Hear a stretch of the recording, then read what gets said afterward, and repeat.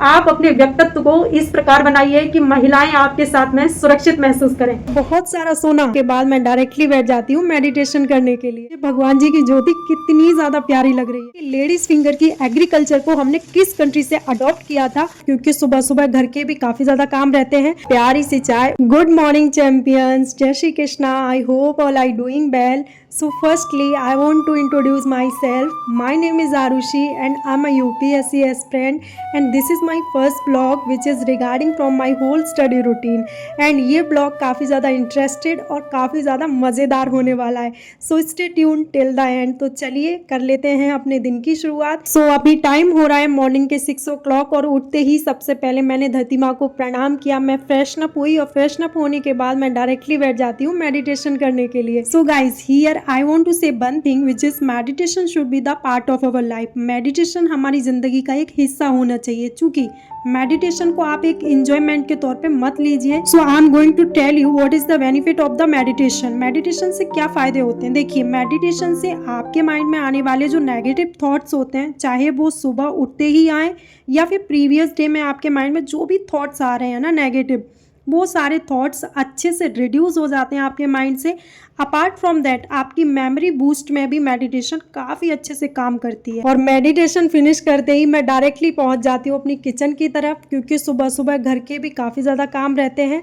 And मैं कोशिश करती हूँ कि चाहे वो काम 1 घंटे का हो या 2 घंटे का हो, उसको पूरी तरीके से फिनिश कर दिया जाए, ताकि जब हम अपनी पढ़ाई करने के लिए बैठे तो बार बार हमें कोई भी डिस्टर्बेंसेस नहीं होने चाहिए, है ना. तो ये जो दादी दिख रही है वो लाई थी भैया की शॉप पर बहुत सारा सोना. No, it jokes apart.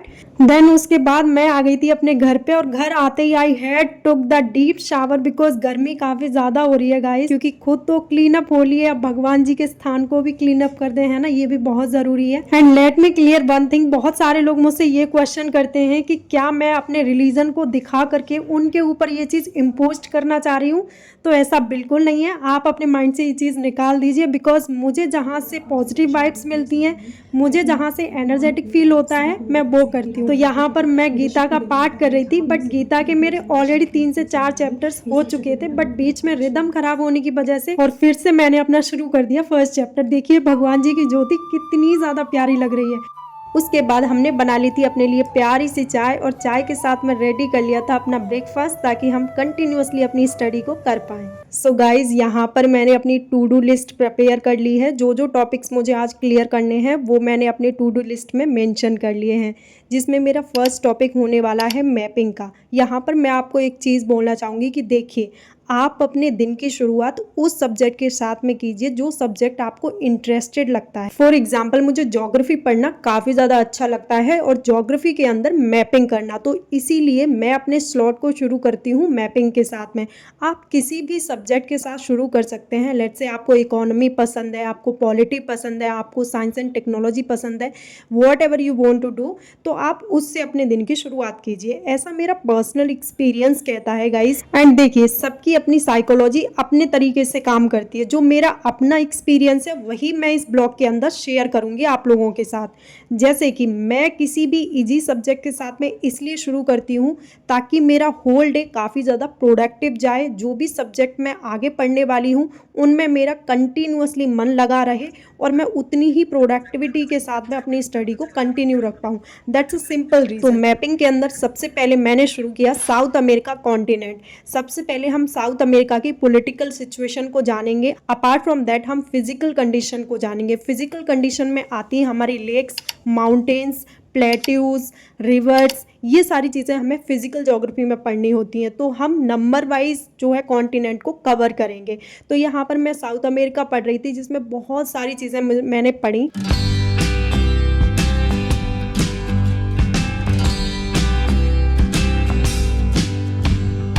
तो फाइनली गाइज, अपनी ज्योग्राफी की क्लास हो चुकी है कंप्लीट. 3 से 4 क्लासेस थी, 3 घंटे का समय लगा है मुझे कंप्लीट करने में, और रिवाइज भी कर लिया है अच्छे से.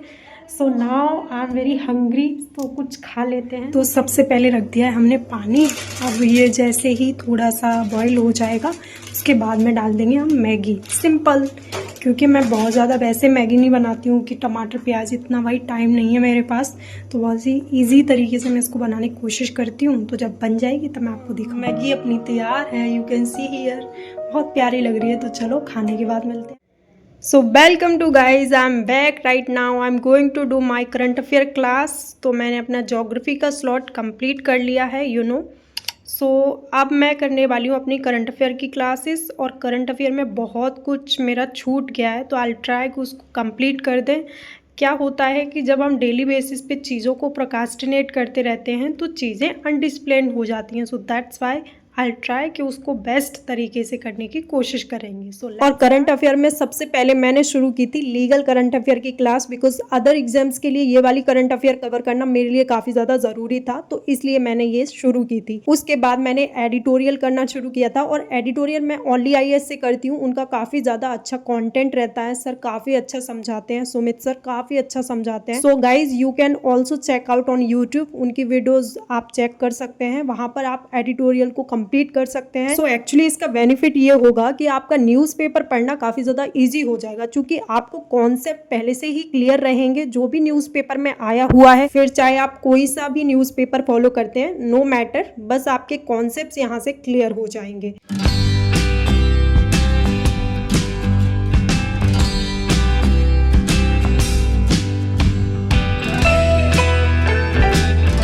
सो ऑल राइट गाइज, हमने अपना सेकंड स्लॉट भी कंप्लीट कर लिया है करंट अफेयर का, और अब मैं करने जा रही हूँ पॉलिटी। स्टिल पॉलिटी लगभग 7 घंटे की क्लास होने वाली है, चूँकि ये मैराथन क्लास है। तो I know this is not easy for me, but still करना तो पड़ेगा ही ना। तो इसके लिए हमें कमर कस के बैठ जानी है एकदम से, क्योंकि आज किसी भी हालत में हमें अपनी पॉलिटी कंप्लीट करनी है। तो यहाँ पर मैं आपको एक चीज़ क्लियर करना चाहती हूँ कि मेरे प्रीलिम्स के नोट्स बने हुए हैं, बट मेंस के रिगार्डिंग मेरे नोट्स नहीं बने हुए हैं। बट पॉलिटी एंड ज्योग्राफी दोनों ही ऐसे सब्जेक्ट हैं, आप जब भी इनको पढ़ोगे ना कुछ नए पॉइंट्स आपको ज़रूर मिलते रहेंगे। तो इसीलिए जो भी एजुकेटर से मैं पढ़ रही थी ना, तो उनसे मुझे लग रहा था कि हाँ मेरी कॉन्सेप्चुअल क्लैरिटी बन रही है, तो कुछ पॉइंट्स मुझे नए नए मिल रहे थे, तो उनके नोट्स मैं बना ले रही थी साथ के साथ। एंड ऐसा भी होता है कि जब भी आप पॉलिटी की लक्ष्मीकांत पढ़ोगे ना, जितनी भी बार आप पढ़ोगे आपको हमेशा यही फील होगा कि ये तो मेरा पिछली बार छूट गया था, ये तो मैंने पढ़ा ही नहीं है, ये तो कुछ नया है। यहाँ पर मैं आपको एक और चीज़ बता दूं कि जैसे लक्ष्मीकांत की बुक है, तो उसको मैंने 7 to 8 टाइम्स पढ़ा हुआ है ना।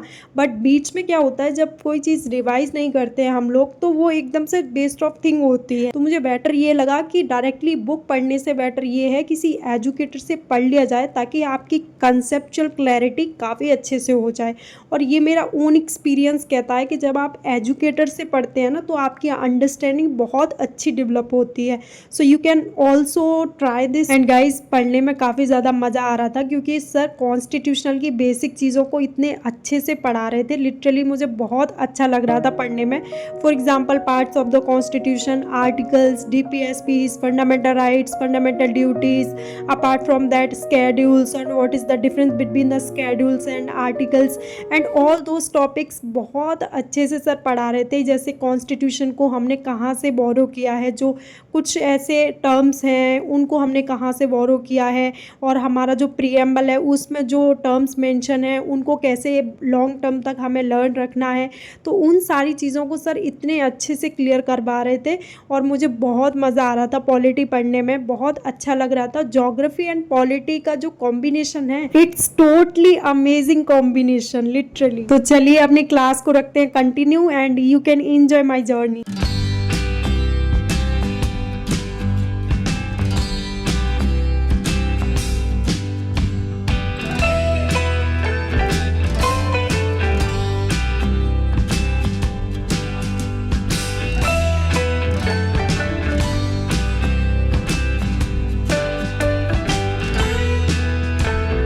ऑलराइट गाइज, बीच बीच में मैंने 15 मिनट्स के नैप भी ले लिए थे, ताकि मैं थोड़ी सी रिलैक्स फील कर पाऊँ। क्योंकि क्या होता है ना, कंटिन्यूअसली आप स्टडी नहीं कर सकते हो, थोड़े तो ब्रेक्स आपको चाहिए होंगे, इसीलिए मैंने ब्रेक्स ले लिए थे।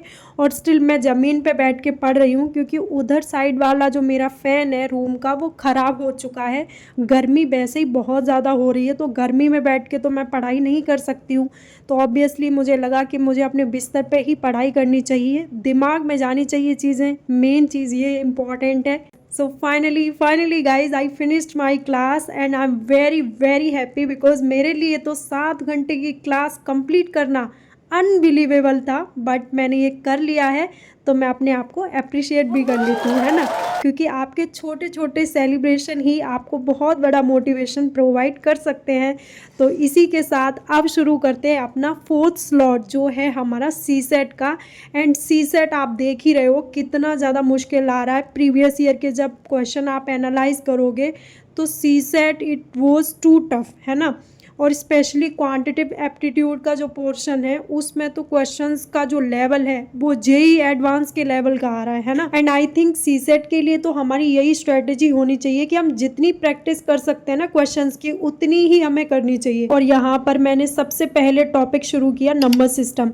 And you know guys, number system is the most important topic, क्योंकि यहाँ से बहुत सारे क्वेश्चंस बनते हैं हमारे पेपर के अंदर। For example unit digit, factors, remainder theorems, LCM, HCF, इनसे बहुत सारे क्वेश्चंस बनते हैं। तो आई थिंक इस टॉपिक को कवर करना बहुत मुश्किल है अपने आप में, बट जब आप इसको कंप्लीट कर लेंगे ना तो आपको काफ़ी ज़्यादा कॉन्फिडेंस फील होगा, क्योंकि बहुत सारे क्वेश्चंस आपके इस टॉपिक से कंप्लीट हो जाएंगे। सो फाइनली गाइज, अपनी सी सेट की क्लास कंप्लीट करने के बाद में मैं सीधा पहुंच जाती हूँ किचन में, क्योंकि शाम हो चुकी थी और भूख भी काफ़ी तेज़ लग रही थी, डिनर का टाइम हो चुका था। और यहाँ पर मैं बना रही थी अपनी फेवरेट सब्जी विच इज़ लेडीज़ फिंगर। मुझे बहुत पसंद है खाने में, इसीलिए मैं इसको बना रही थी। और इसके साथ मैं बनाऊंगी पराठे, क्योंकि पराठे का और भिंडी का कॉम्बिनेशन तो अलग ही स्वाद है इसमें, है ना। तो चलिए गाइस, सब्जी तो अपनी बनती रहेगी, लेकिन तब तक मैं आपसे कुछ क्वेश्चंस पूछ लेती हूँ, है ना, जिसका जवाब आप मुझे कमेंट सेक्शन में दे सकते हो। तो पहला क्वेश्चन आपको ये बताना है कि लेडीज फिंगर की एग्रीकल्चर को हमने किस कंट्री से अडॉप्ट किया था और किस टाइम पर किया। तो इन दोनों क्वेश्चंस के आंसर आप मुझे दे सकते हैं कमेंट सेक्शन के अंदर, है ना।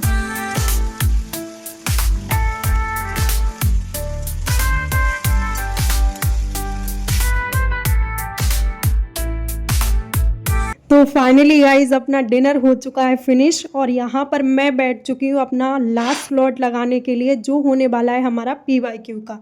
एंड यहाँ पे मैं आपको एक चीज़ बोलना चाहूँगी कि देखिए, मुझे ये ज़रूरत नहीं पड़नी चाहिए कि आपको मैं ये बताऊँ कि what is the importance of the PYQ and PYQ से आपको क्या पता लगेगा। ये सारे जो क्वेश्चन मार्क है ना, इनका आंसर शायद आपको पता होगा, क्योंकि अगर आप एक सीरियस एस्पिरेंट हैं तो सीरियस एस्पिरेंट का काम होता है कि सबसे पहले वो सिलेबस को रीड करता है, उस सिलेबस को छोटे छोटे पार्ट्स में सेग्रीगेट करता है, देन उसके बाद में वो PYQ एनालाइज करता है, ताकि वो आगे ये प्रेडिक्शन लगा पाए कि एग्जामिनर किस टाइप की क्वेश्चन पूछने वाला है। फिर अचानक से गाइज मेरे सर में बहुत ज़्यादा पेन होने लगा था, क्योंकि मुझे सर्वाइकल प्रॉब्लम है, तो हो जाता है कभी कभी, बट कोई नहीं, अब हम दुपट्टा बांध लेते हैं अपने सर से और फिर से कंटिन्यू करते हैं अपनी स्टडी। आई नो गाइज कि UPSC वही रिपीटेड थीम्स पूछता है, मगर वही रिपीटेड क्वेश्चन कभी नहीं पूछेगा। तो थीम्स का आइडेंटिफिकेशन आप PYQ से बहुत बेटर तरीके से कर सकते हो, तो इसीलिए आपको PYQ करने चाहिए। एंड यहाँ पर मैं आपको बता दूं कि जिस बुक से मैं PYQ कर रही हूँ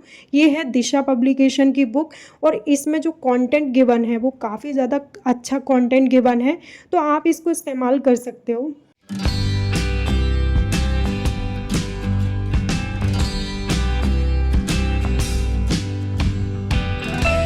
फॉर एग्जाम्पल प्रीएम्बल से ये क्वेश्चन पूछा गया है, तो प्रीएम्बल में जो गिवन टर्म्स है ना, कभी कभी उनकी डेफिनेशन पूछ लेता है, उनकी इंपॉर्टेंस पूछ लेता है, उन टर्म्स को हमने कौन सी कंट्री से बोरो किया है ये भी पूछ लेता है। देन फाइनली गाइज, हमने ऑलमोस्ट 3 ईयर के PYQs लगा लिए हैं प्रीलिम्स ओरिएंटेड, उसके बाद मैंने लगाए मेंस के PYQ, और यहाँ पर मैं अपने मेंस की आंसर राइटिंग देख रही थी जो मैंने बहुत पहले की हुई थी, तो मुझे प्राउड फील हो रहा था क्योंकि अच्छी आंसर राइटिंग थी ऑब्वियसली। फिर उसके बाद मैंने 2 आंसर्स अभी लिखे हैं, जिसमें कि पहला क्वेश्चन था कि प्रेसिडेंट का इलेक्शन कैसे होता है, क्या प्रोसेस होता है, उससे रिलेटेड क्वेश्चन था मेंस का। देन सेकंड क्वेश्चन था कि सेपरेशन ऑफ पावर की बात की गई थी, जहाँ पे एग्जीक्यूटिव, लेजिस्लेटिव और जुडिशरी की जो सेपरेशन पावर गिवन है ना, उस पर क्वेश्चन पूछा गया था, तो मैंने वो भी लिखा। अब इसको मैं सेल्फ इवेल्युएट करूंगी। सो एक्चुअली गाइज ये मेरे एनवायरनमेंट के नोट्स हैं, और इस बुकलेट पे नोट्स बनाने का एक बेनिफिट होता है कि जो भी एक्स्ट्रा पॉइंट आपको मिल रहे हैं ना, वो यहाँ पे इजीली तरीके से आप एड ऑन कर सकते हैं। तो आप भी बना सकते हैं इस तरीके से अपने नोट्स। ब्लॉग को एंड करने से पहले मैं आपको 2 से 3 लाइन बोलना चाहती हूँ। पहली लाइन तो मेरी बॉयज़ के लिए है कि आप अपने व्यक्तित्व को इस प्रकार बनाइए कि महिलाएं आपके साथ में सुरक्षित महसूस करें, ना कि असुरक्षित, है ना। और दूसरी लाइन मेरी आप सभी स्टूडेंट, सभी एस्पिरेंट के लिए है जो भी तैयारी कर रहे हैं, चाहे किसी भी कॉम्पिटिटिव एग्जाम की, ठीक है, नो मैटर कि आप यूपीएससी की तैयारी कर रहे हैं। मैं बोलना ये चाह रही हूँ कि देखिए, पैसे से भी कीमती मनुष्य के जीवन में क्या होता है, समय। तो अगर आप ऑनेस्टली अपने देश के लिए कुछ करना चाहते हैं तो आप एज अ ऑफिसर ही अपने आप को ट्रीट कीजिए हर रोज, है ना। आप ऐसा मत सोचिए कि जब आपको कोई पोस्ट मिल जाएगी उसके बाद आप देश में कुछ चेंज लाएंगे। अगर आप अपने स्तर से कुछ भी अच्छा काम कर सकते हो, आप अपने आसपास हो रही गलत चीज़ों के खिलाफ आवाज़ बुलंद कर सकते हो ना, तो कीजिए। आप उसमें अपनी पोस्ट के लिए या अपने सिलेक्शन का वेट मत कीजिए, है ना। आई नो कि सिलेक्शन के बाद बहुत सारी चीज़ें डिफरेंट होती हैं, क्योंकि हमारे पास पावर होती है सारी चीज़ों को इम्प्लीमेंट करने की, है ना। But still you have to keep in the mind कि हमें पहले ही उन चीज़ों को ऐसे ट्रीट करना है एज अ ऑफिसर के तौर पे कि हाँ, अगर हम बन भी गए ना तो हम कैसे लोगों की मदद कर पाएंगे। चलिए यही ख़त्म करते हैं अपने ब्लॉग को, और लास्ट में मैं यही बोलूँगी कि वीडियो को लाइक कर देना, चैनल को सब्सक्राइब कर लेना और वीडियो को शेयर कर देना अपने फ्रेंड्स के साथ में। इसी तरीके से हर सेकंडे में मिलती रहूंगी आपके साथ में। और हाँ, हिम्मत कभी मत हारिए। लोग क्या कहेंगे इसके बारे में हमें नहीं सोचना है। कुछ तो लोग कहेंगे, लोगों का काम है कहना, और हमारा काम है आगे बढ़ते रहना। Good night.